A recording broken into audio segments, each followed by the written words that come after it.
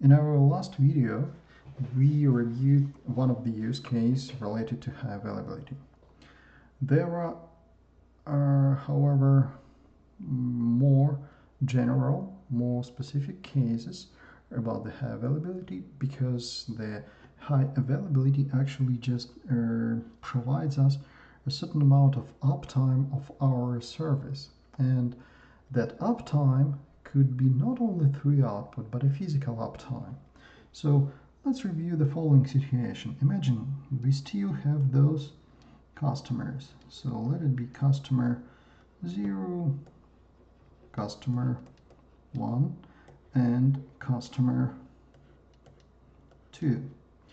All of those customers continue to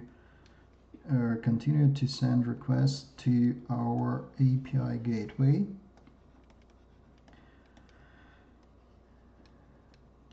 where we have load balancer, which actually balance the load between, in this case, let's say between few data centers. Imagine that we have few data centers. Each of them has some instances of services, of working services.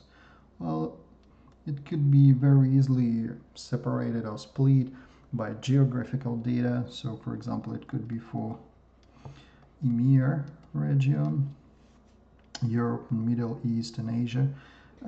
This one could be, let's say, North America region, and this one could be Australia and Oceania region. Okay, so our load balancer, depending on their customer geographical basis, start sending requests here, here, and here.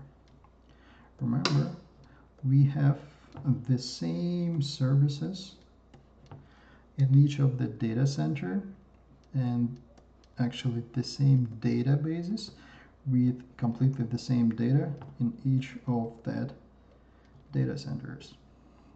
Moreover, we have connections between those data centers, allowing them to synchronize data inside of these databases.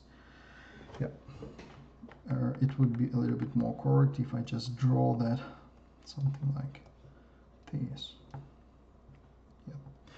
So, and imagine the situation that, for example, customer 1, who is sitting, for example, in Spain,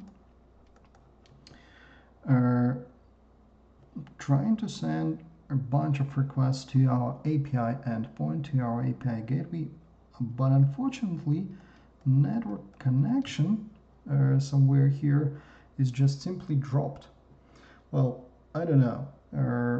Something happened, maybe power outage, maybe well, network overloaded, but unfortunately the customer 0 from Spain couldn't get any response from the EMEA data center. So what happens in this case? Our load balancer is pretty smart enough, so it should redirect all the requests between the closest data center related to this EMEA region. So for example, probably it wouldn't be North America, probably it would be Australian data centers. So all the requests coming to EMEA region right now will be redirected here to Australian data center. Obviously, here, well, because of the increase of the load, the data center automatically increase the number of services serving those requests, but still customer from Spain, customer 0, it will still have the proper response, proper data, even though the data center in EMEA region was was dead or just simply out of operations. And that's another more general case of high availability.